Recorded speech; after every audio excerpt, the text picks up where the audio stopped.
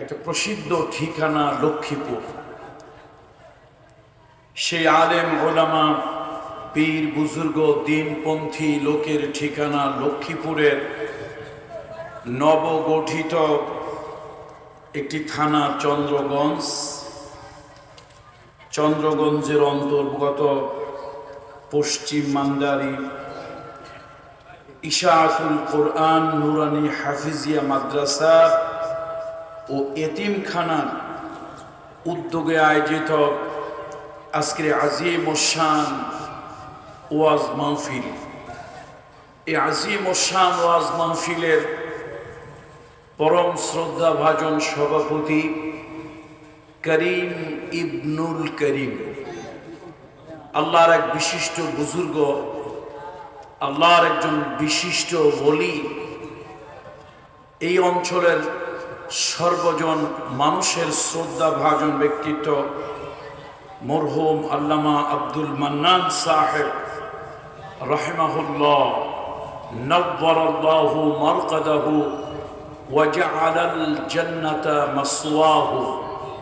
তার সুযোগ্য আওলাদ, আমার অত্যন্ত শ্রদ্ধাভাজন উস্তাদ তুল্য ব্যক্তিত্ব এবং সেই সাথে আমার আরাফাতেরও ভাই আলহামদুলিল্লাহ হযরত মাওলানা মুহাম্মদ নোমান সিদ্দিকী সাহেব হাফিজাহুল্লাহ।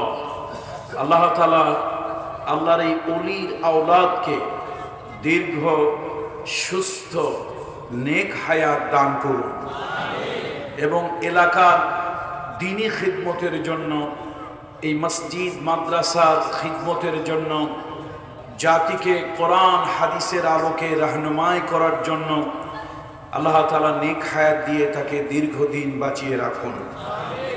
আজকের মাহফিলে উপস্থিত হাজারাত উলামায়ে কেরাম, আইম্মায়ে মাসাজিদ, বিশেষ করে আমার পূর্বে যিনি বক্তব্য রেখেছেন অত্যন্ত বুজুর্গ ব্যক্তিত্ব বিশিষ্ট আলেমে দ্বীন হযরত মাওলানা শিব্বির আহমদ সাহেব দামাত বরকাতুহুমুল আলিয়া, আমাদের উস্তাদকেও আল্লাহ তাআলা দীর্ঘ সুস্থ নেক হায়াত দান করুন।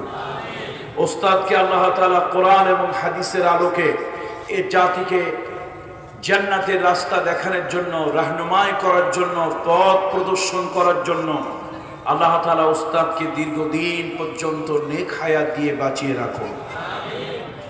আজকের মাহফিলে আমার সামনে আপনারা যারা বসে আছেন, দিন প্রিয়, ধর্মপ্রিয়, ইসলাম প্রিয়, রসুল প্রিয়, তাওহীদ প্রিয় জনতা, বিশেষ করে আমি যাদেরকে ভালোবাসি, আল্লাহ যাদেরকে ভালোবাসেন, আল্লাহ রসুল যাদেরকে ভালোবাসতেন, সেই তারুণ্যের উচ্ছ্বাস উদ্দীপনায় ভরপুর কিশোর তরুণ যুবকেরা, ছাত্র বন্ধুরা, পর্দার আড়ালের সম্মানিতা মা ও বোনেরা, আমাদের স্কুল কলেজ মাদ্রাসাগামী স্নেহের টুকরা, কলিজার টুকরা মেয়েরা, আমি সকলের প্রতি শ্রেণী মোতাবেক শ্রদ্ধা, ভালোবাসা ও স্নেহ জ্ঞাপন করছি।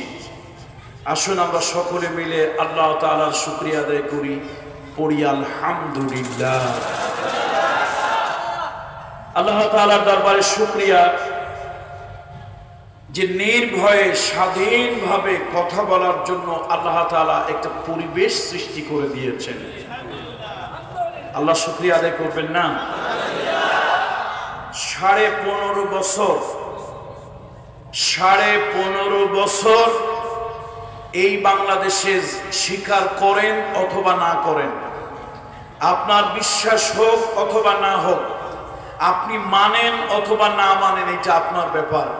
এই 15.5 বছর এই দেশে সব থেকে বেশি নির্যাতিত হয়েছে আলেম সমাজ। 2 নম্বরে নির্যাতিত হয়েছে ইসলামী দলগুলো। সুতরাং আমার তো মাঝে মাঝে মনে হয় মক্কার এক পিচাস ছিল, এটা উপরের চেহারাটা মানুষের মতো, ভিতরে একটা আস্ত জানোয়ার। এটার নাম ছিল উমাইয়া। কি নাম ছিল? উপরে দেখতে মানুষের মতো হলেও সমাজের নেতৃত্ব দিত, নেতা ছিল, কিন্তু ভিতরটা ছিল বদে ভরা, বদের হাড্ডি, একটা অমানুষ, একটা ইতর, একটা বর্বর, একটা জানোয়ার।